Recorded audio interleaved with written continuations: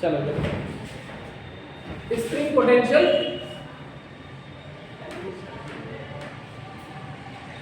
Energy and spring block system. चलिए heading डालिए, light of कर दीजिए।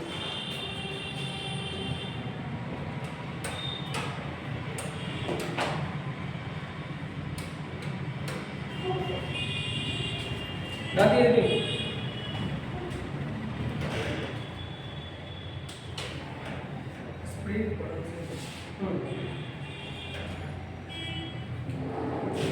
हो गया, समझिए spring potential energy and spring block system.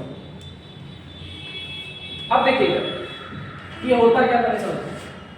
मान लीजिए ये एक स्प्रिंग है यहाँ पे,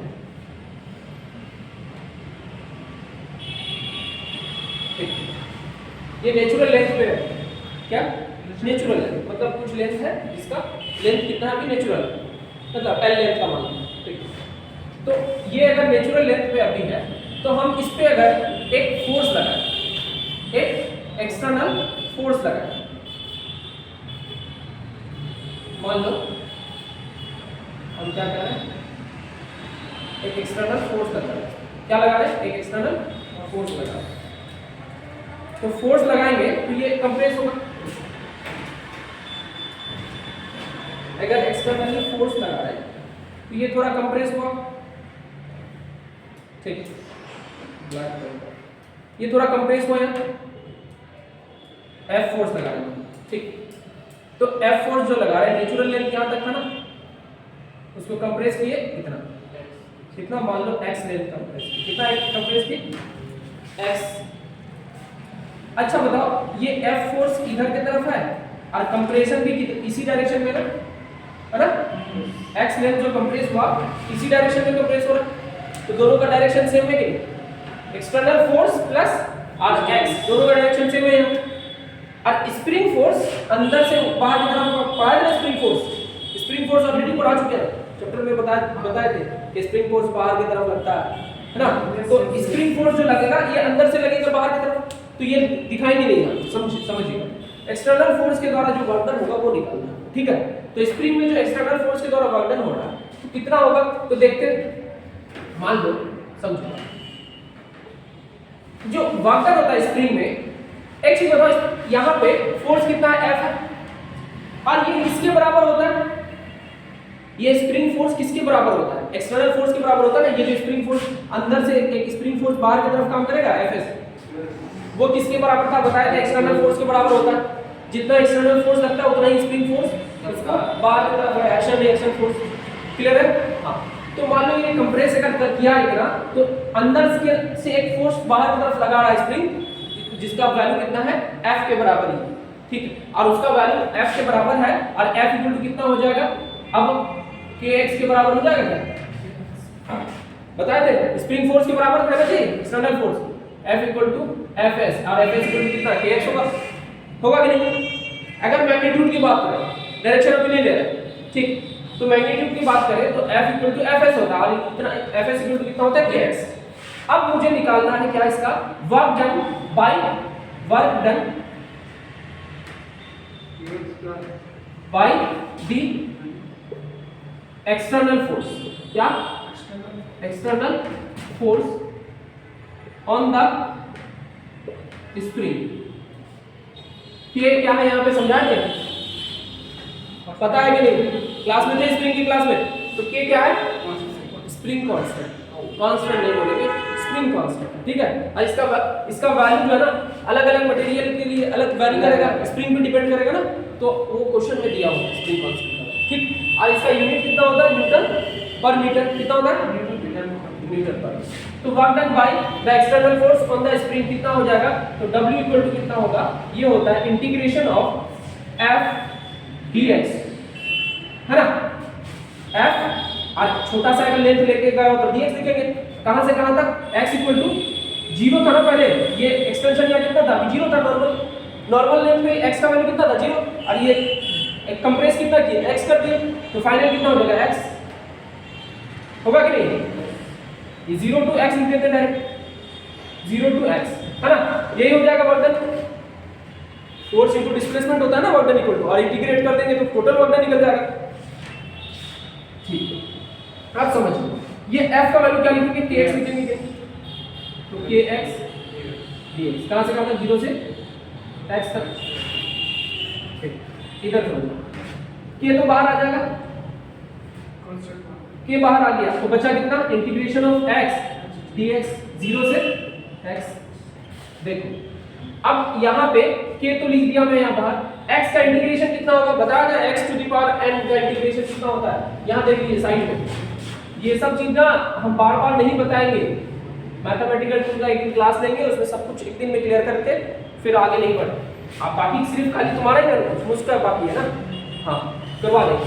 तो यहाँ देखो x to the power n plus 1 by n plus 1 ये होता था ना, प्लस c कांस्टेंट हमेशा लगता था क्योंकि इनडेफिनिट इंटीग्रल है। यहाँ करना तो कितना हो जाएगा x स्क्वायर बाई 2 कहाँ से कहाँ तक 0 टू x। तो देखिए k हो गया और यहाँ पे upper limit x square by 2 lower limit 0 0 का स्क्वायर बटा 2 तो कितना हो जाएगा k x by x square by 2। तो ये वर्क डन का वैल्यू आ गया, आया मतलब हाफ k x स्क्वायर। इसको अच्छे से अगर स्टैंडर्ड तरीके से लिखो तो कितना हो जाएगा, इसको अच्छे से लिख देता हूँ हाफ k x स्क्वायर है कि नहीं, कितना आ गया work done half k x square. यही वर्क डन क्या बताया थे, यही वर्क डन स्प्रिंग के पोटेंशियल एनर्जी के फॉर्म में कन्वर्ट हो जाएगा। बताया था ना कंजर्वेटिव फोर्स फील्ड में अगर काइनेटिक एनर्जी का चेंज 0 हो रहा है, कुछ चेंज इन काइनेटिक एनर्जी 0 है तो चेंज इन पोटेंशियल एनर्जी किसके बराबर होता है, वर्क डन के बराबर होता है। तो ये वर्क डन किस में कन्वर्ट हो गया, potential energy of the spring. तो यही this value is equal to the potential energy of the spring है कि नहीं। और पोटेंशियल एनर्जी को u से डिनोट करते हैं तो u ऑफ x भी लिख सकते हैं इसको u of x। u x क्यों लिख रहे हैं, क्योंकि ये फंक्शन के फॉर्म में x पे डिपेंड कर रहा है ना, इसलिए u x कोई दिक्कत।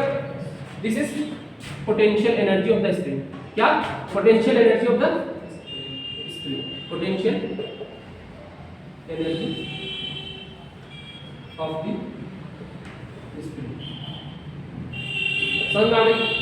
अब ये क्लियर है, ये उतारी पर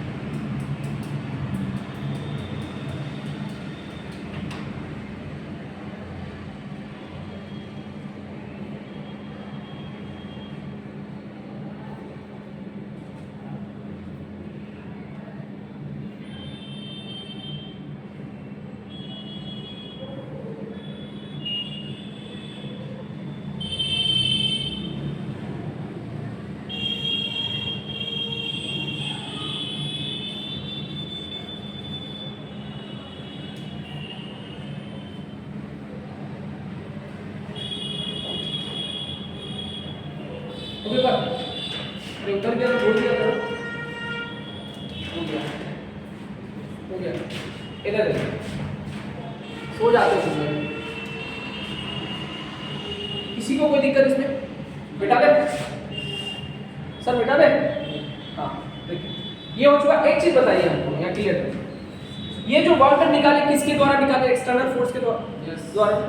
अगर एक्सटर्नल फोर्स के द्वारा वर्क डन इतना आ रहा है हाफ के एक्स, तो बताओ स्प्रिंग फोर्स के द्वारा वर्क डन कितना होगा? इतना ही है, सिर्फ माइनस साइन लगेगा। क्या एक्सटर्नल फोर्स ने इसको कंप्रेस किया, क्योंकि इस एक्सटर्नल फोर्स के जिधर जा रहा है उधर ही एक्सटेंशन हो रहा है, मतलब कंप्रेशन उधर ही हो रहा है। अब अगर स्प्रिंग फोर्स बाहर की तरफ लग रहा है तो कंप्रेशन किधर? अंदर की तरफ लग रहा है। ये जो x का वैल्यू अंदर की तरफ जा रहा है और f किधर की तरफ जा रहा है? बाहर की तरफ। तो ऑपोजिट डायरेक्शन पे लग रहा है फोर्स और डिस्प्लेसमेंट। तो फोर्स और डिस्प्लेसमेंट जब ऑपोजिट डायरेक्शन पे होता है तो वर्क डन क्या होता है? हमेशा नेगेटिव ना, बताया था ना, नेगेटिव वर्क डन होता है। हाँ तो यहाँ पे वर्क डन क्या हो जाएगा? माइनस साइन के साथ, हाँ माइनस हाफ के एक्स स्क्वायर। तो हम लोग इसको ऐसे भी लिख सकते हैं, work done by external force. क्या एक्सटर्नल फोर्स कितना हो जाएगा? हाफ के एक्स स्क्वायर। अब वर्क डन बाय क्या? Spring force. स्प्रिंग कितना हो जाएगा? माइनस हाफ के एक्स स्क्वायर। होगा कि नहीं बताइए? होगा। तो इसमें कंफ्यूजन नहीं होगा ना। स्प्रिंग फोर्स के द्वारा माइनस साइन लगाएंगे, अगर एक्सटर्नल फोर्स के द्वारा दिया गया है तो प्लस साइन। अगर मैग्नीट्यूड की बात की गई है तो फिर तो हाफ के एक्स स्क्वायर ही लिखिए। क्लियर है? क्यों हुआ समझ में आया? माइनस क्यों आ रहा? कोई दिक्कत नहीं। चलिए इसको उतार दीजिए, उसके बाद इसको सॉल्व करेंगे।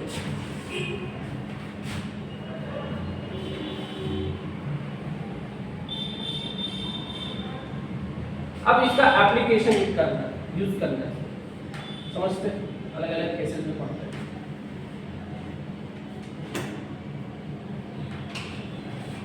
ये हो गया, मिटा दे। फोर्स लगेगा, दोबारा समझा दे। दोबारा हमेशा मिटाने के बाद तुम पूछ लो। चलो मैं उस वक्त जो पूछा तुमको क्या, इधर देखो। जब कंप्रेशन किए थे तो फोर्स किधर लग रहा था? अंदर या बाहर? एक्सटर्नल फोर्स किधर लग रहा था? अंदर। कंप्रेशन किधर था? अंदर ही की तरफ। कंप्रेस अंदर की तरफ किए ना, तो एक्स लेंथ किधर की तरफ? अंदर की तरफ बढ़ रहा था, धीरे धीरे बढ़ रहा। तो अंदर की तरफ बढ़ रहा एक्स, एफ भी इधर ही लग रहा, तो दोनों का डायरेक्शन सेम था, तो इसीलिए हाफ के एक्स आया प्लस में ना। अब स्प्रिंग फोर्स किधर लग रहा? बाहर की तरफ। एक्सटर्नल फोर्स किधर लग रहा? अंदर की तरफ। एक्सटर्नल फोर्स बोल रहा हूं। कंप्रेशन किधर हो रहा? अंदर की तरफ। स्प्रिंग फोर्स बाहर की तरफ और कंप्रेशन अंदर की तरफ, तो दोनों में डायरेक्शन क्या उल्टा नहीं है? तो वर्क डन नहीं पढ़ाए थे। एफ डिस्प्लेसमेंट cos 180, cos यहाँ कितना हो जाएगा? 180 होगा ना, बीच में एंगल कितना है? 180 का। तो cos 180 का वैल्यू माइनस में होता है, तो माइनस fx नहीं हो जाएगा, तो ये माइनस साइन यहाँ पे नहीं दिखेगा। हाँ तो मैं तो समझा दिया था यार, वर्क डन ऑलरेडी पढ़ाया हूँ, पोटेंशियल एनर्जी इतना मेहनत से पढ़ाया 2 दिन में, तो ये सब सवाल ना नहीं होना चाहिए, लेकिन कोई बात नहीं है, तो मैं रिजॉल्व करने के लिए खड़ा हूँ, कोई दिक्कत नहीं। इधर देखिए, अलग अलग केसेस को लेकर हम लोग पढ़ते हैं।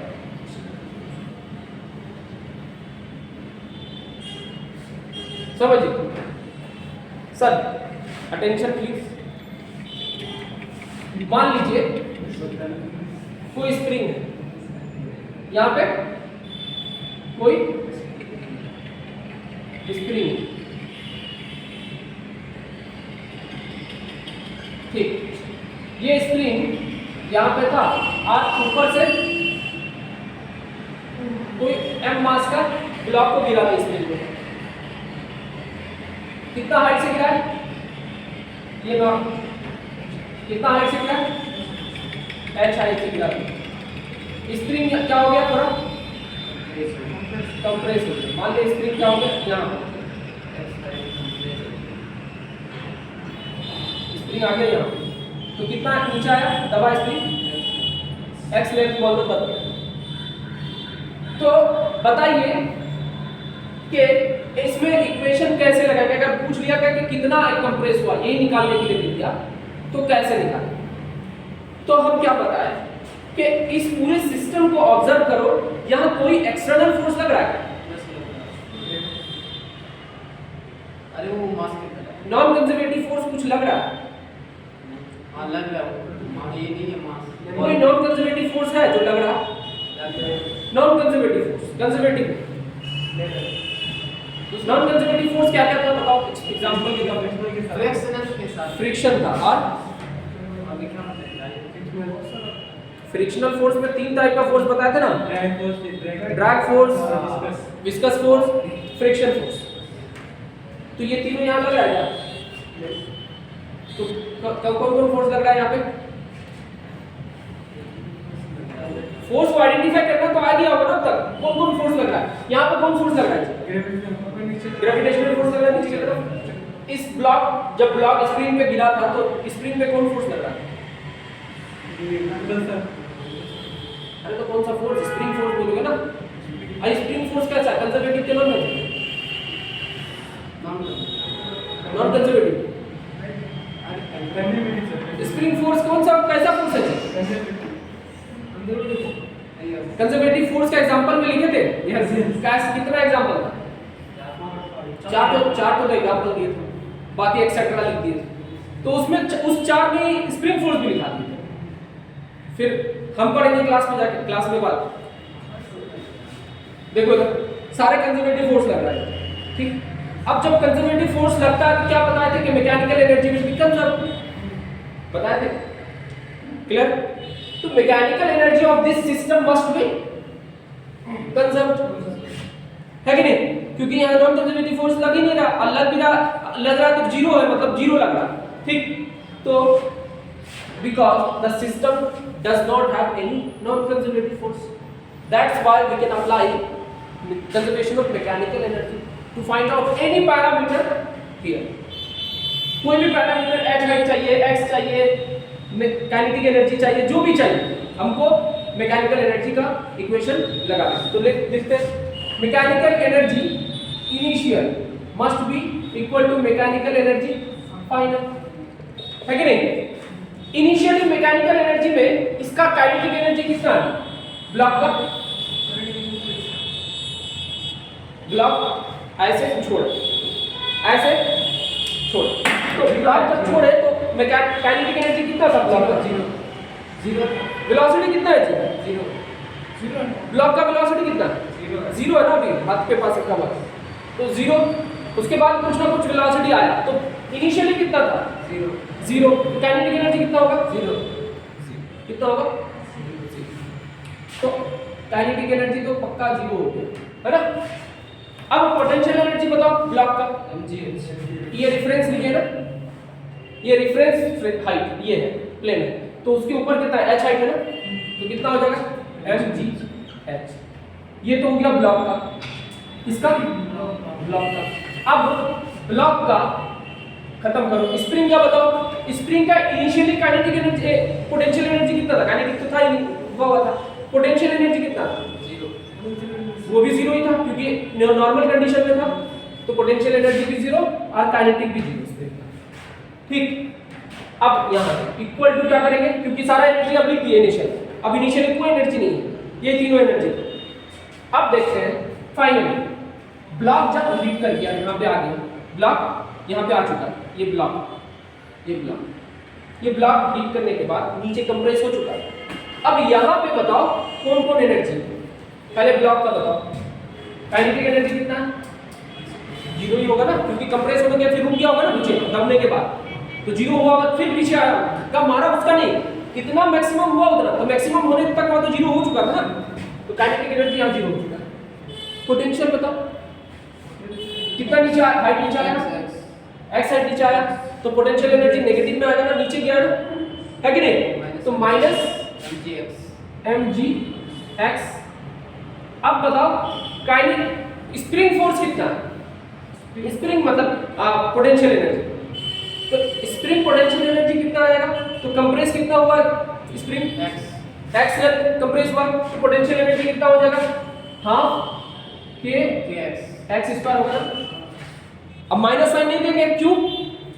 बताया था ना पोटेंशियल एनर्जी की पहले लिखे थे ना, work done by external force, वो एक्सटर्नल फोर्स ही ना उसको कंजर्व किया, पोटेंशियल एनर्जी के फॉर्म में कन्वर्ट हो गया। समझ में आ रहा है? हाँ, तो याद रखिएगा। तो देखो, तो ये कितना हो जाएगा, हाफ के एक्स स्क्वायर के बराबर। अब इस इक्वेशन में इस टर्म को इस पार्ट लाओ तो कितना बचा, mg दोनों में है ना, तो h प्लस x हो जाएगा इक्वल टू कितना होगा, हाफ के एक्स स्क्वायर, है कि नहीं। इस इक्वेशन से हमको कुछ भी निकालना होगा, निकाल सकते हैं कि नहीं, जो भी देंगे, x निकालने वाला x निकाल लेंगे, h निकालने वाला h निकाल लेंगे, के पूछेगा के निकालेंगे, m पूछेगा m, जो भी दिया निकालने बोले निकाल। तो अप्लाई करना होता है conservation of mechanical energy. Clear. इस तरह का इक्वेशन बहुत दिया हो सकता है, उसको कैसे सॉल्व करना है, इस तरीके से। क्लियर। अगर ये इक्वेशन डायरेक्ट यूज कर पा रहे हो तो और अच्छा। आइए क्या है, x मैक्स है ना, मैक्सिमम डिस्प्लेसमेंट, ये भी x मैक्स हो जाता है। मैक्सिमम के केस में ही ना ये 0 हुआ था, नहीं तो ब्लॉक और स्पीड से जाता। हाँ, तो ये x मैक्स लिखना है, ये यहाँ पे x मैक्स, ये x मैक्स। क्लियर है। कोई दिक्कत इतना इसमें, कोई दिक्कत, चलिए उतार लो।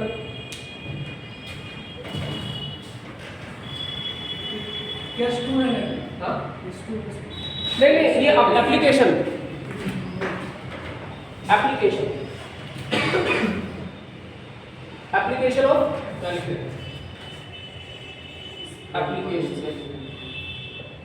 एप्लीकेशन नंबर 1, जो ये मैकेनिकल एनर्जी है, स्प्रिंग फोर्स का, स्प्रिंग पोटेंशियल एनर्जी का एप्लीकेशन।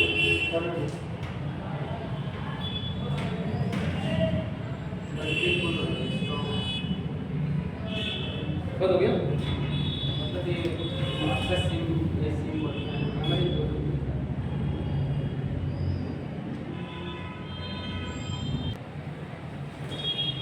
इधर ध्यान दें। तो एप्लीकेशन 2 देख लेते हैं। अब एप्लीकेशन 2 में आप लोग खुद फाइंड आउट करके दिखाइए, जो दे रहे हैं क्या दे रहे हैं आप लोग।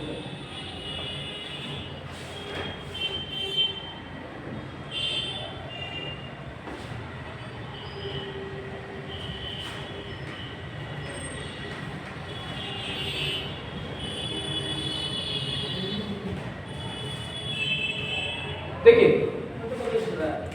इधर देखिए, मान लीजिए कोई ब्लॉक था, m मास का ब्लॉक है और ये v वेलोसिटी से जा रहा है।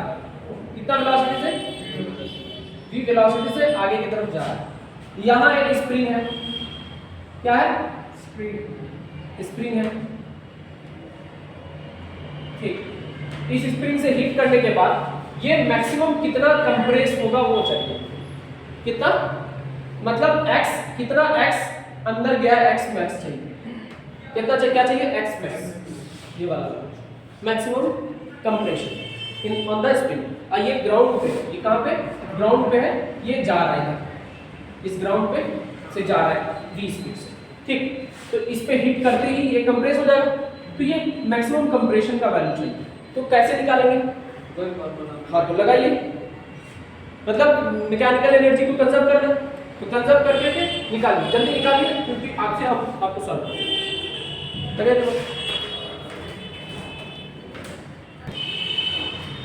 चलो इधर देखो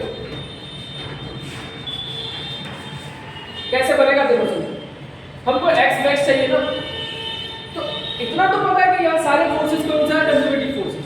कौन, इसमें तो कोई फोर्स लग ही नहीं रहा, क्योंकि ये काइनेटिक एनर्जी से जा रहा है, ग्राउंड क्या स्मूथ है। ठीक, कैसा ग्राउंड है, स्मूथ है। तो ये काइनेटिक एनर्जी से जो जाएगा, ये काइनेटिक एनर्जी जाके किसमें कन्वर्ट होगा, ये पोटेंशियल एनर्जी है ना, स्प्रिंग का पोटेंशियल एनर्जी है, दो ही एनर्जी यहाँ इन्वॉल्व है, एक काइनेटिक एनर्जी, दूसरा यहाँ पोटेंशियल एनर्जी में कन्वर्ट। ग्रेविटेशनल पोटेंशियल एनर्जी में कुछ चेंज आ रहा है क्या, नहीं, सिर्फ स्प्रिंग का पोटेंशियल एनर्जी में चेंज आ रहा है, और change in kinetic energy will be equal to change in potential energy, और दूसरा कोई एनर्जी नहीं है। समझ में आ रहा? तो यहाँ पे क्या करेंगे, सिंपली क्या लगा देंगे, change in kinetic energy of the block will be equal to change in potential energy of the spring.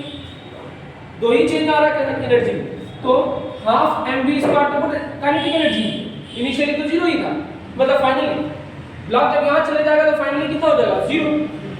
ठीक है, तो कितना हो जाएगा, हाफ के x मैक्स का स्क्वायर, यही होगा। तो कितना हो जाएगा, हाफ ऑफ खत्म, अब बचा कितना x मैक्स c तो चाहिए था, ये इस बार चले जाएगा कि नीचे आ जाएगा तो m/k का रूट और बाहर भी निकल जाएगा, क्यों? क्योंकि v का स्क्वायर था ना तो निकल जाएगा बाहर। तो कितना हो गया, ये इतना आ गया answer, root under m/k into v आ गया ना, x मैक्सिमम का कंप्रेशन हो गया। क्या लगाना था दिमाग जी? हाँ, अगर बोलोगे सर मैकेनिकल एनर्जी को कंजर्व करिए तो मैकेनिकल एनर्जी को ही कंजर्व किए, बाकी सारे टर्म को हटा दिए, क्योंकि देखो यहाँ पोटेंशियल कितना 0, काइनेटिक कितना इतना, स्प्रिंग काइनेटिक पोटेंशियल एनर्जी कितना इनिशियली 0, तो ये टर्म ही ना बचेगा इस साइड। अब इस साइड देखो काइनेटिक एनर्जी सिस्टम का 0, पोटेंशियल एनर्जी कितना है तो जो भी स्प्रिंग का पोटेंशियल एनर्जी वो, और ब्लॉक का पोटेंशियल एनर्जी कितना है वो 0 ही, क्योंकि रेफरेंस में ही है। तो इधर यही टर्म बचेगा, इधर भी यही टर्म, तो दोनों को इक्वेट कर दिया, डायरेक्ट आंसर निकालेंगे। तो इतना सारा टर्म एक्स्ट्रा लिखने की क्या जरूरत है जब हमारा दिख ही रहा है कि सब 0 है। क्लियर है? हाँ।